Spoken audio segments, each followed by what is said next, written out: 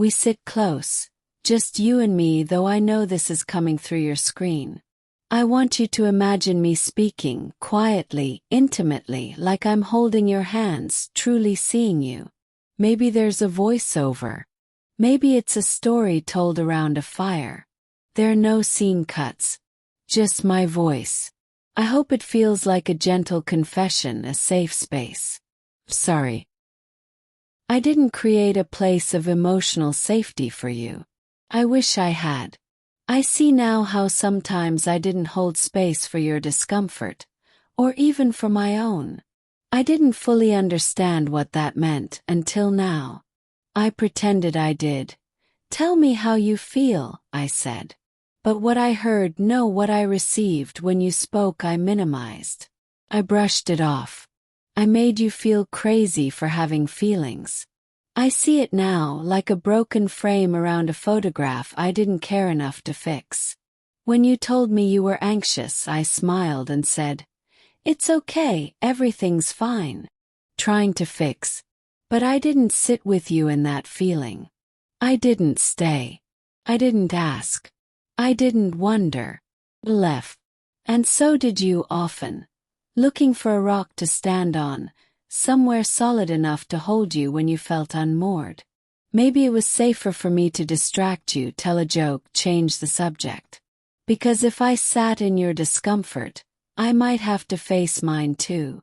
And those feelings, they weren't welcome. They weren't tidy. They weren't easy. It's taken me too long to realize that creating space for you would have meant creating space for myself. My avoidance, my fear of being too much, or worse, not enough, forced me to silence parts of both of us. If I could go back, if I could whisper to that version of me, I'd say, hold space. Stay present.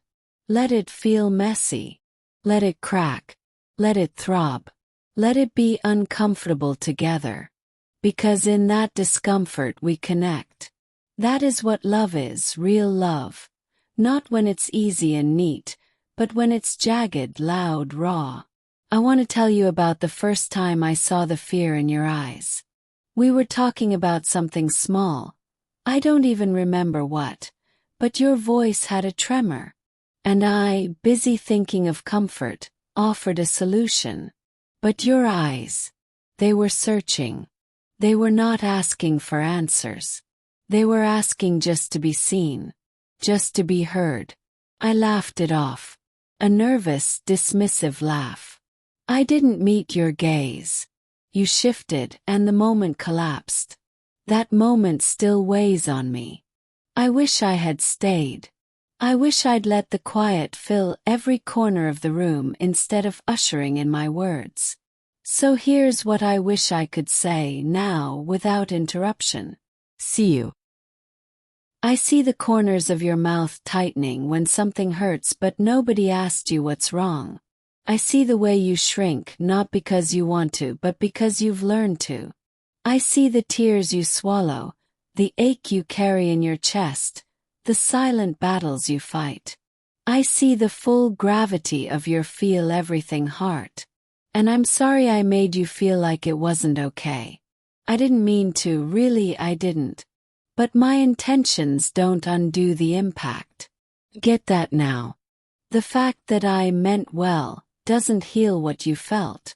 That recognition, that truth, is what I'm fully embracing now.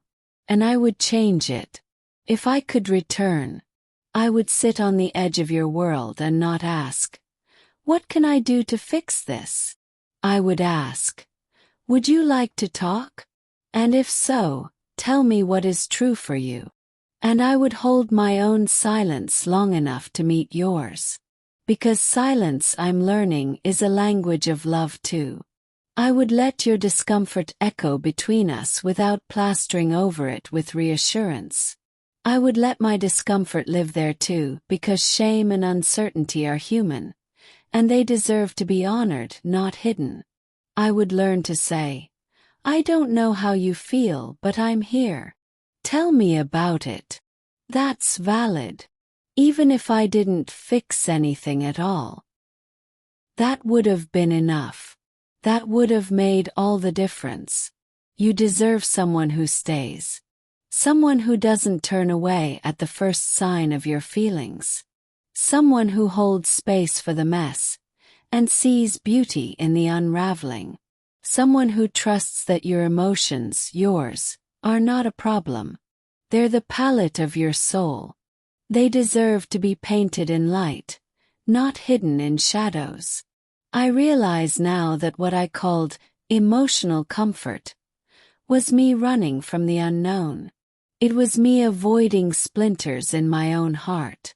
Maybe I didn't want to risk hurting you further, or worse, risk hurting me. But by avoiding, I hurt you anyway. And I missed learning about you. I missed letting you learn about me. I missed so much possibility. So here, in this unbroken monologue, I give you my apology. No edits. No retreat. Maybe it's not enough now, but I mean it with the deepest parts of me.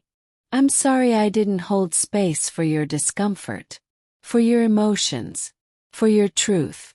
I'm sorry I made you feel like you were too much. I'm sorry I ran. I would run back and stay if time were mine to give. I would let it hurt. I would let it breathe. I would let us be.